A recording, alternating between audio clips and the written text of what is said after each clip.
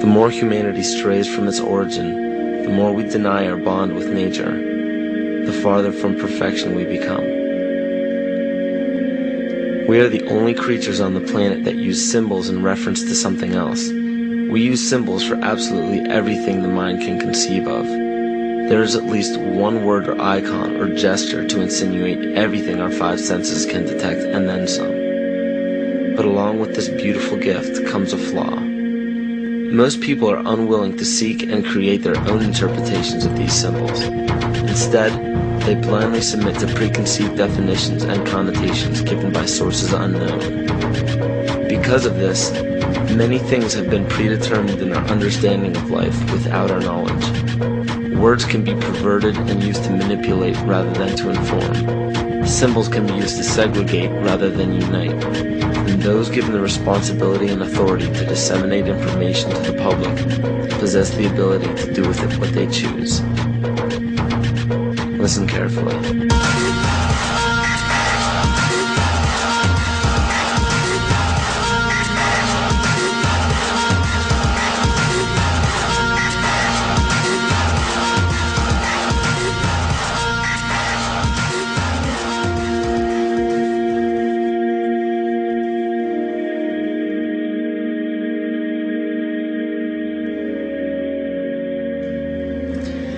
Every 26,000 years, our solar system passes through the 12 zodiac signs.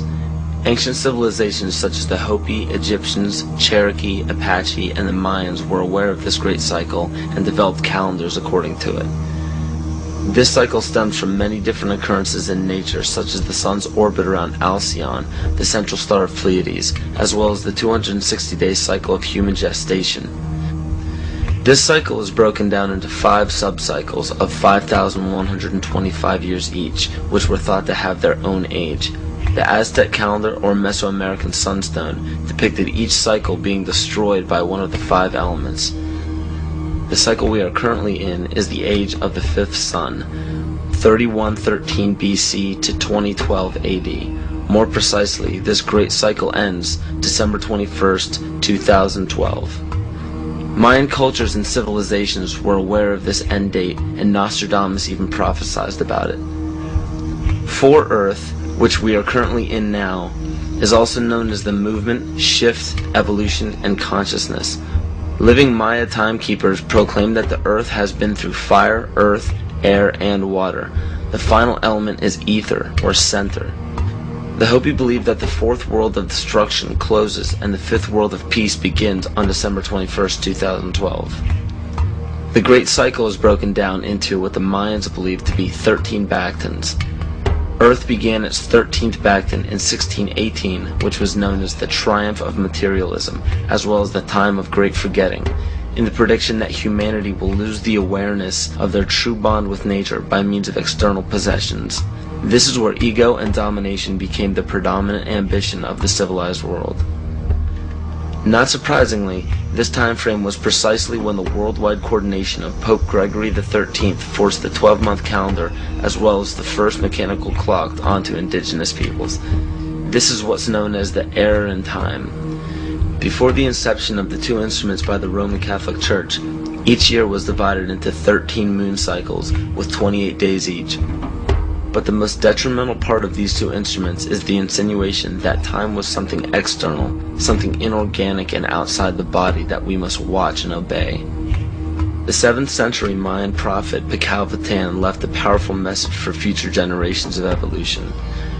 If humanity wishes to save itself from biospheric destruction, it must return to living in natural time. He also foretold of our accelerated technological society and of the damage of our collective divergence from natural law in exchange for material values. Astrology and the studies of the heavens are as old as civilization. Throughout the past several thousand years, new religions have all but replaced the pagan religions of prior years. Man has been so thoroughly fascinated with these objects in the sky that they formed constellations from them and applied stories to them. In Greek mythology, these were personified as the gods. We notice in the structures that still stand to this day that the most ancient of civilizations put forth more wealth, power, time, and effort into the locations of the stars than any other practice. This is commonly written off as simple curiosity.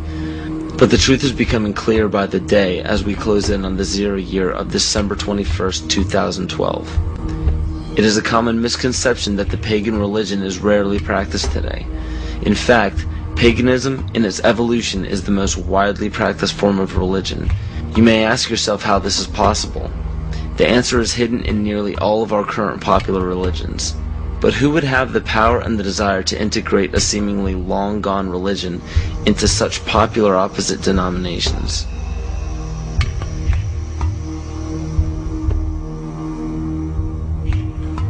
Dr. Adam Weishaupt was born on February 6, 1748 in Ingolstadt in a city in Bayern, or Bavaria, Germany. This interesting character was the son of a rabbi and converted to Catholicism after his father's death.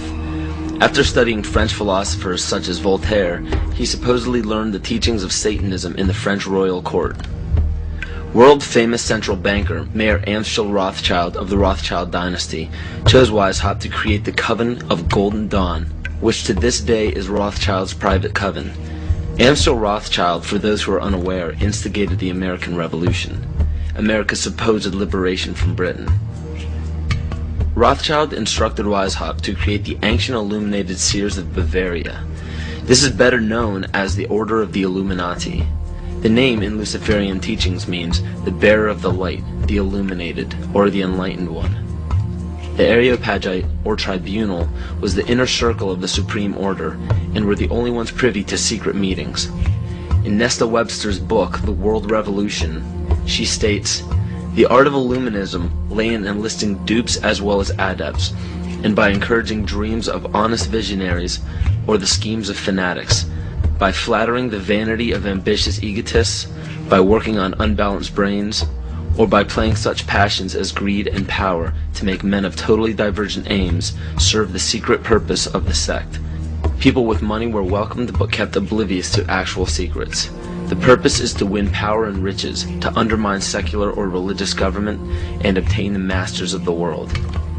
The goal of the order was and still is to one day deliver the human race from all religion. Progression through the political and religious hierarchy was obtained by blackmail in the form of bribing people in power with sex from local prostitutes.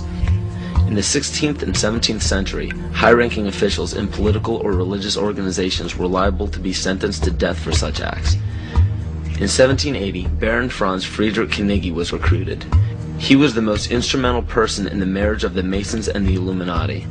This allowed the Illuminati to expand rapidly with the use of Masonic lodges. On August 29, 1781, Congress of Wilhelmsbad declared the alliance official. Those in attendance were put under oath, never to reveal what took place in that meeting.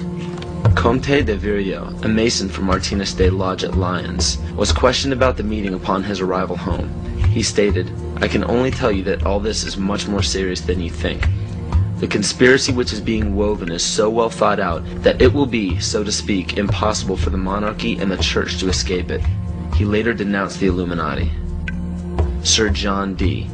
John Dee was a servant to Queen Elizabeth Tudor of the Tudor dynasty.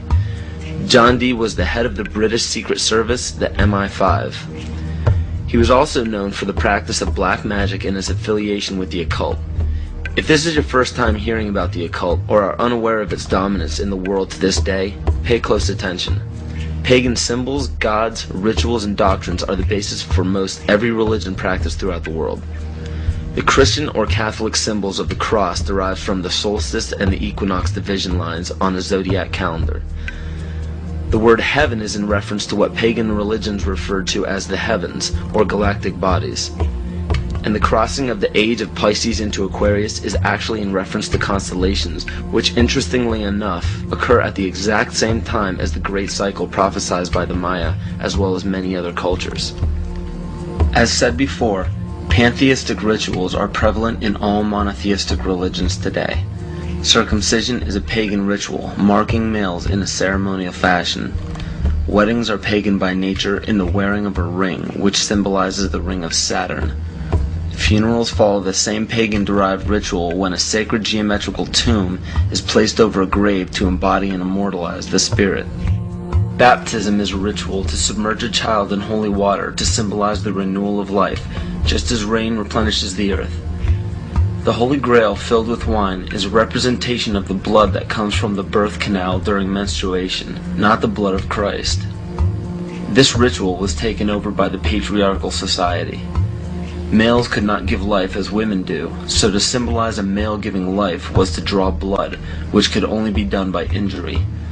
In ancient Egypt, the goddess Isis was the personification of wisdom.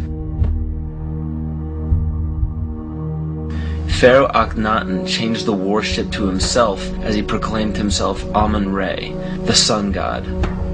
The word Amen at the end of a prayer spawned from the praise given to Amun-Re. From there, the Hebrews left Egypt and traveled north into the Middle East, where they encountered the Canaanites, who worshipped the god of Saturn, El. The merging of these three gods became the name of the land today, which is known as Isis, Re, El, or Israel. 98% of Judaism is based around the worship of Saturn. And the sacred day of worship is Saturday. The worship practice on Sunday is originated from the Egyptians who worshipped the sun god. Most people simply pass these things off and never question their origins, but this just scratches the surface of the pagan influence over the present day. It is not just found in religions, it is found right here in our own backyard.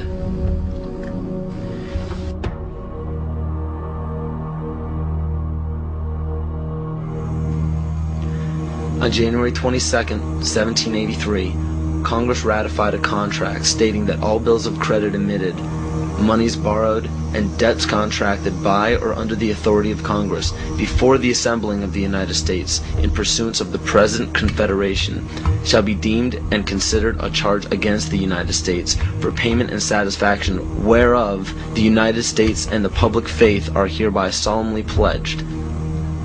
The party that the U.S. owed these loans to? King George. I hope this paints a picture for you of how Great Britain funded both sides of the Revolution. To this day, Great Britain collects taxes from the United States via the IRS. The IRS isn't even an agency of the United States government. If you don't believe me, look up IRS publication 6209. The FCC, CIA, FBI, and NASA were never part of the United States government. The U.S. government only holds shares of the stock in various agencies. Social Security numbers are also issued by the UN through the IMF. The Civil War, which lasted from 1861 to 1865, was also instigated by Amschel Rothschild to divide the United States and force it into debt with a central bank. The goal was to put the country of the U.S. back into the hands of Britain through huge loans taken out for munitions. To do this, it was crucial to put a controversial issue in limbo such as slavery. Knowing full well that the Declaration of Independence would create an uproar among southern states that depended heavily upon slave labor, it was signed in Philadelphia, Pennsylvania by 35 people, 33 of whom were Freemasons. John Brown was a Mason and a Rosicrucian who was brought to power by William Lloyd Garrison and Senator Charles Sumner, both descendants of the Illuminati bloodline. With the help of the New York Times, John Brown was built up to be a hero in the anti-slavery movement. Ulysses S. Grant, former president, was born Hiram S. Grant. This name was given to him by his father, Master Mason Jesse Root Grant. Jesse Root Grant worked for John Brown's father and then went on to work for E.A. Collins, one of the 13 Illuminati bloodlines. Ulysses S. Grant was brought to power rapidly with help from Collins. From April 1861 to May 1864, Grant went from the rank of private to commander-in-chief of the entire Union Army. Once Grant was appointed president, his cabinet consisted of 8 Freemasons, including Alphonso Taft, which was William Taft's father, who was also an ancestor of Bill Clinton. Jonas Mills Bundy was one of the 13 Illuminati bloodlines, who was also the presidential advisor to Grant as well as the next 2 presidents. And cabinet member Columbus Delano was Franklin Delano Roosevelt's grandfather. In November 21, 1933, President Franklin Roosevelt wrote, The real truth of the matter is, as you and I know, that a financial element in the large centers has owned the government ever since the days of Andrew Jackson. Abraham Lincoln's father was A.A. Springs, who was part of the Rothschild dynasty. Lincoln's half-brother worked for Louis Pasteur in the Merovingian dynasty, which was the 13th Illuminati bloodline. Pasteur also owned Jekyll Island, which was where the Federal Reserve Bank was created. In the mid-1800s, Abraham Lincoln and the Whigs were trying desperately to keep Andrew Jackson from establishing a gold standard called the Independent Treasury System. Lincoln and his party fought to set up a central bank, making such public speeches as, "Under a gold and silver standard, all will suffer more or less, and very many will lose everything that renders life desirable." This statement resounds elements of scare tactics in this speech and other speeches on the matter given by Abraham Lincoln. They give no real evidence or explanation. In the early 1900s, after a failed attempt for Woodrow Wilson to set up what was called the League of Nations following World War I, Wilson and his advisor, Colonel House, set up the Institute of International Affairs. This institute had two branches, one set up in England called the Royal Institute of International Affairs, and the Council on Foreign Relations was incorporated as the American branch in New York on July 29, 1921. Founding members include Colonel House, J.P. Morgan, John D. Rockefeller, and a few others. A national income tax was declared unconstitutional in 1895 by the Supreme Court, but a constitutional amendment was proposed in Congress by Senator Nelson Aldrich. This makes much more sense when you notice that Nelson Aldrich was also known as being the authentic voice of J.P. Morgan and later married into the Rockefeller family. Today, 27 to 35% of American workers' pay is taxed, and this money goes to a central bank called the Federal Reserve, or the Fed. For those of you who are unaware of the Federal Reserve Bank and what it is capable of, it is a non-government-owned bank that provides the U.S. with all of its currency. They control the inflation rate by the amount of money in circulation. Yet the most amazing aspect of the central bank is the suspension of specie payments, in which the Fed can refuse to pay their obligations, yet taxpayers must pay their debts or go bankrupt. In other words, the suspension of specie payments is the central bank's right to breach a contract with no penalty whatsoever. In even simpler terms, it's called theft. How is it that the Fed is allowed to breach any contract they wish without penalty from the government? The answer is simple. The Federal Reserve Bank has power over the government instead of under it. Carroll Quigley, Bill Clinton's mentor while at Georgetown University, wrote of central banks, "They want nothing less than to create a world system of financial control in private hands, able to dominate the political system of each country and the economy of the world as a whole, controlled in a feudalist fashion by the central banks of the world acting in concert, by secret agreements arrived at in frequent private meetings and conferences."